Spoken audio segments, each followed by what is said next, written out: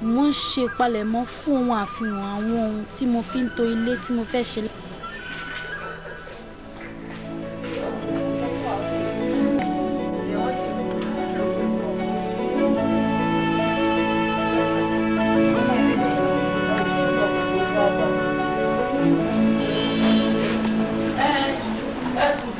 It's the first building. Yeah? It's a good okay, on the right. Oh! Thank you for coming, man. It's a good man. Hi, Lebeke. Okay.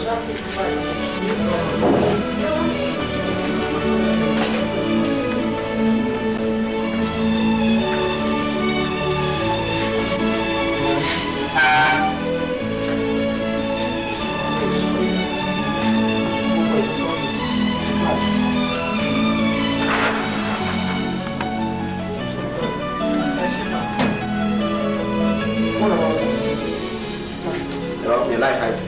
But I can do this since I have some relatives. You are black. Black is better. This is lovely. Oh boy. Oh, I love it. Oh God, this is beautiful.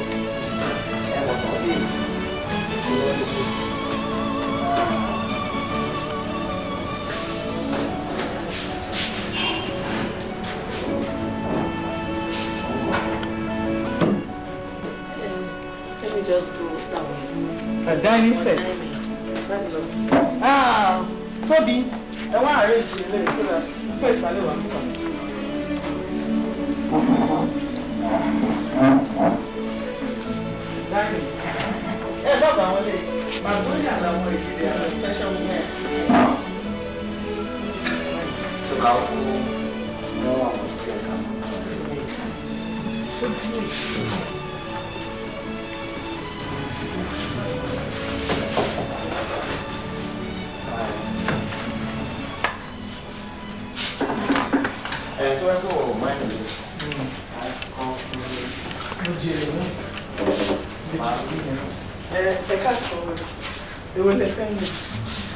Oh! How are you? How's everything? I'm very happy. Nice place. Oh, thank you. You know me do very well. This is my cousin, Dissy. Beautiful lady. We're very close. Hey, all right. And then, excuse me? Okay. This is Larry Bibe Hibbs, Mr. Akunle-Shoreta. The husband. Mr. Akunle-Shoreta. Mr. Akunle, let me show you around. This one is exceptional. Very important. Very important. You know. So, Tí mo fi ń wo furniture. Mo bá ń sọ̀rọ̀ ẹ ti kárí ó wá wọn ọ̀nà ìwádìí. Mo fi Ọ̀gbẹ́ni Kúnlé Ṣóretí hàn ọkọ mi ní alẹ́ ọjọ́ àfihàn ohun ètò ilé. Ọkọ mi bínú ó fara ya. Mi ò rí pẹ̀lú irú ìbínú báyìí rí láti ọjọ́ tí a ti mọ́ra wa. Ọkọ mi bá mi fa wàhálà náà dé ilé títí tí a fi sùn. Kúnlé Ṣóretí kò jẹ́ ọ̀rẹ́ mi lásán ni o. Àmọ́ ọkọ mi ò rí bẹ́ẹ̀.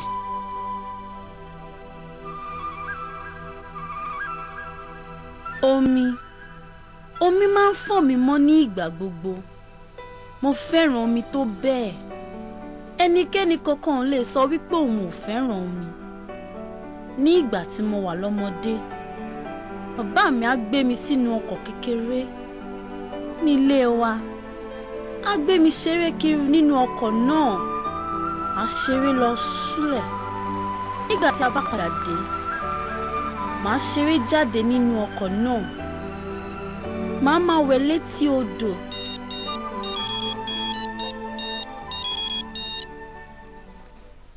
Hello? You hear me? You hear me? Báwo ni?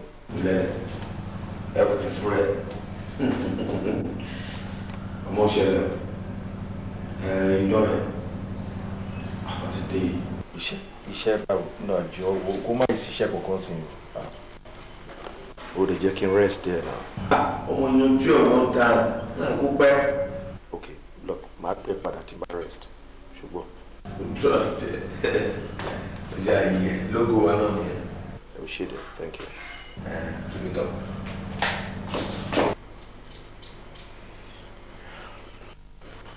Yeah, but mo tiẹ̀ wà lọ́sìn. Where am I? Okay. Èmi àti bàbá mi á dàbí ọkọ àti ìyàwó.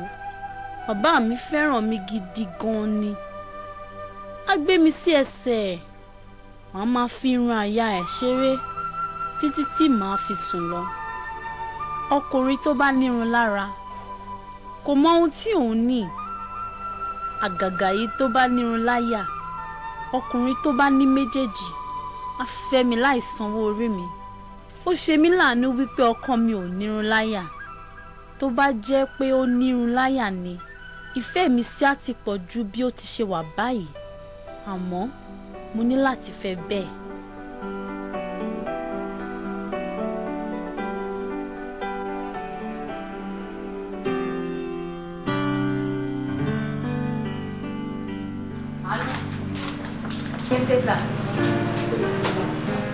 Ẹ káàárọ̀ bẹ́ẹ̀ o.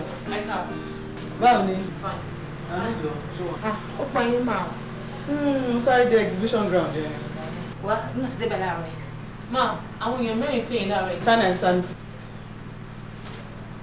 Mr. Kúnlé, wọ́n pè lẹ́ẹ̀mẹ́ta. Kúnlé wọ̀. Kúnlé Ṣórétì. Mr. Daniel Jawando, wọ́n pè lẹ́ẹ̀kan. Mr. Lékè Adébánjọ, àwọn náà pè. Dẹ̀mọ́mí Wúrà pè láti Amẹ́ríkà. Wọ́n fi mẹ́sẹ̀jì lẹ̀ fún mi. Wọ́n ní kẹ́pẹ́ àwọn tẹ́ bá dé. Okay. Kúnlé ń kọ́ńtẹ̀ kí ló sọ? Wọ́n drop phone number, wọ́n dẹ̀ ní pé kẹ́pẹ́ àwọn tẹ́ bá ti dé. Jẹun. Báwo ni ọ́fíìsì tẹ̀? Okay.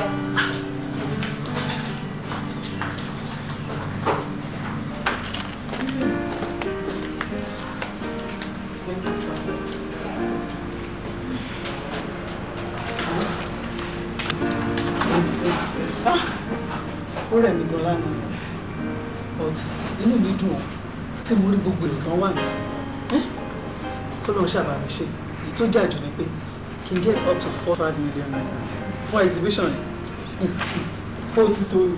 Ẹ wò ó dà pé èmi rọ́pò mi ni o àdó àtẹ̀mí náà ni kọ́lọ̀ jẹ́ kó rí bẹ́ẹ̀. Àmín. Àǹtí ẹ̀ tí èsì onípa ọmọkùnrin yìí mọ́.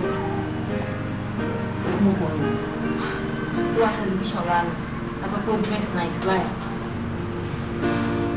Bísí gbogbo ẹni tó wá síbẹ̀ yẹn lánàá ló dress nice èwo nù wọn. Ok, Mr. Kúnlé Ṣórétì. Oh, that reminds me, it's a big deal. Mo pàdé Kúnlé ní last week ní supermarket. Ó kàn jẹ́ níta rẹ̀ balẹ̀ ni, kò sí ọ̀kan láàrin àti. But bí mo ṣe rí màá yín, ó nífẹ̀ẹ́ yín. Ẹ̀mẹ́ta ló pè ilé mi. Bísí, kí ló mú ẹ sọ̀sọ́kùsọ tó sọ yìí? Anyway, kó má láìkì mi, mo ti ní ọkọ tèmi, òun náà dẹ̀ ti níyàwó. Kí ló fún assurance pé ó ti níyàwó? Èrí tí mo rí ọmọkùnrin kò jẹun tó níyàwó lójú mi. Torí mo rí ọwọ́ ẹ̀ kò wọ́ ring sọ́wọ́. Abisia, èké ẹ̀ yóò wá kéré mọ́. Ó wo débi ọwọ́. Ó yẹ kẹ́ trust me. I'm sorry for you. Yeah. All right, then bá wọn sọ̀rọ̀. Ẹ káàsán o. Ẹ rama. Ṣé wọ́n okay? Wọ́n jíṣẹ́ yín fún mi. Ní ò bá ti pè yín bí n ṣe ń wọ ọ́fíìsì ni mo á wò pé tó bá ṣe díẹ̀ kí n kọ̀ yín. Èwo ni okay. Red one aláwọ̀ erin mo ti mọ̀.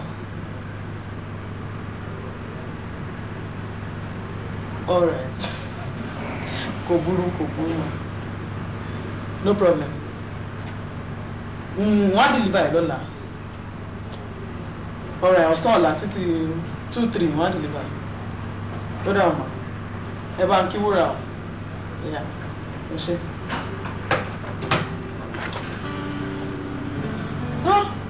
Wọ́n mi wúrà nìyẹn láti US. Ṣé kò sí ṣá? Wọ́n fẹ́ ra chair wa oní elephant skin tó ní red. 850 náà.